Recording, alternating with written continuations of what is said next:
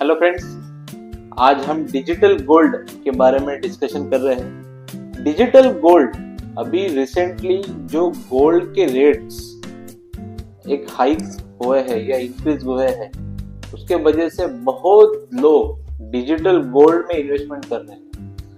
लेकिन रिसेंटली ही सेबी का एक सर्कुलर आया है कि जो डिजिटल गोल्ड में आप इन्वेस्टमेंट कर रहे हो और इन फ्यूचर में अगर कुछ इनमें कुछ एप्स में इसमें कुछ हो गया तो SEBI not a responsible, SEBI इस पे जिम्मेदारी नहीं है या सेबी ये इन्वेस्टमेंट पे जिम्मेदार नहीं। अब ये ऐसा सेबी क्यों बोल रही है?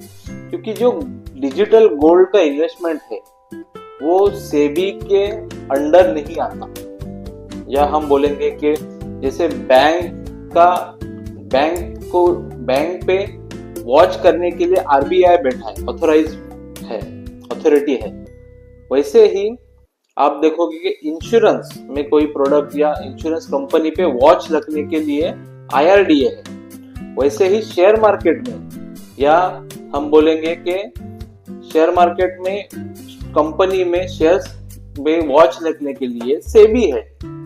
वैसे ही डिजिटल इन्वेस्टमेंट पे वॉच रखने के लिए कुछ भी नहीं, क्योंकि SEBI not authorised person to watch digital gold activities या डिजिटल गोल्ड इन्वेस्टमेंट्स। सो इसमें क्या हमें पता चल रहा है कि अगर इन फ्यूचर में आप डिजिटल गोल्ड में इन्वेस्टमेंट कर रहे हो मंथली बेस पे, क्वार्टरली बेस पे, जो भी है, तो इन फ्यूचर अगर ये एप्स अगर कुछ बंद हो गए तो आपका इन्वेस्टमेंट जो है वो लॉस होने के चांसेस है। इसलिए सेबी बोल रही है कि अगर डिजिटल इन्वेस्टमेंट आप कर रहे हो तो वी आर नॉट रिस्पॉन्सिबल, हम रिस्पॉन्सिबल नहीं है। तो फिर अभी ऑप्शन क्या है?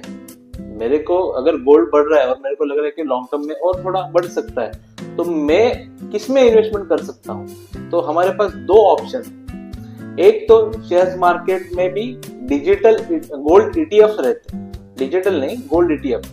तो आप गोल्ड ईटीएफ में आप इन्वेस्टमेंट कर सकते हो, या फिर म्यूचुअल फंड में गोल्ड म्यूचुअल फंड करके रहते हैं, तो आप उसमें भी आप इन्वेस्टमेंट कर सकते हो। अब ये शेयर मार्केट का जो है गोल्ड ईटीएफ और म्यूचुअल फंड का जो गोल्ड म्यूचुअल फंड है, ये सेबी के अंडर आते हैं। इसलिए सेबी बोल रही है कि डिजिटल गोल्ड में अगर इन्वेस्टमेंट कर रहे हो तो थोड़ा सावधान रहो और सतर्क रहो।